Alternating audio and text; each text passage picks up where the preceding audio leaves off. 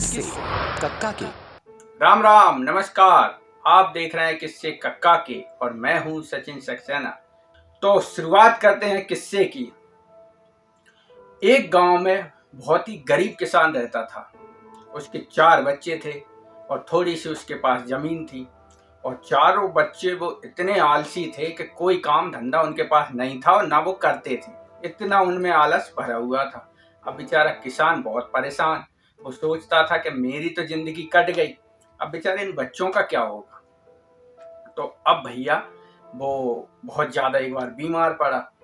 तो उसने सोचा अब इनको बुला के अपन कह दो अपने मन की बात कि यार अगर कुछ नहीं करोगे तो क्या होगा, कैसे तुम लोगों की जिंदगी कटेगी। तो भैया वो चारों बच्चों को बुलाता है। अब वो बीमार था, पलंग पे लेटे हुए।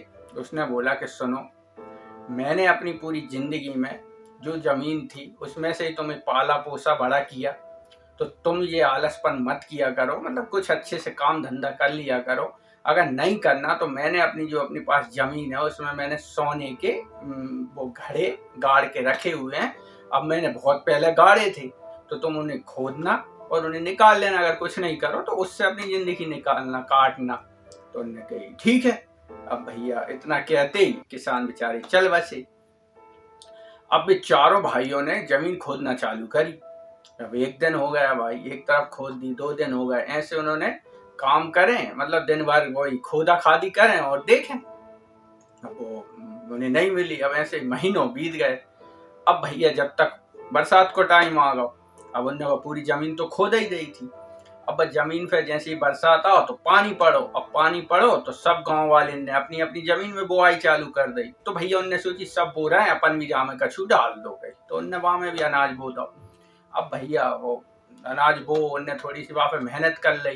कहा कि चलो अपन ने खोद में मेहनत करी है, थोड़ी सी बुआई हो गई तो आपकी थोड़ी सी फसल बड़ी हो गई, तो जामे दवाई पानी जो भी होता वो कर दो। तो भैया उनने वो करो।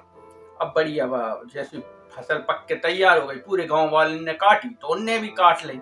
अब भैया वो अच्छी फसल भाई, और उनने कही यार जो तो बढ़िया रहो, चारे भैया के पास बढ़िया फसल हो गई। और उनने बेची तो लाखों रुपया की फसल बिकी। अब इनके दिमाग में जो चल रही थी कि जो हमारे बाबूजी ने बताया था कि इसमें वो सोने के वो घड़े हैं कि भी तो अपने मिले ही नहीं है। फिर जो बड़ो भैया तो एक वहां ने बोली कि यार अगर जामे कछु गड़ो हो तो मान लो अपनी मिल ही जाता ना, अपन ने पूरी जमीन खोद डाली।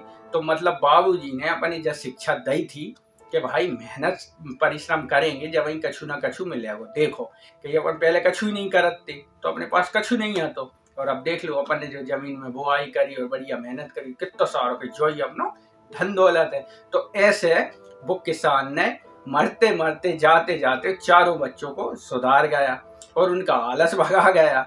मतलब ऐसी उसकी तरकीब, उसके दिमाग में जो चीज आई, किसान ने उनसे ऐसी कही और उनको आलसपन दूर होगा। तो भाइयों ये है जिंदगी की सच्चाई।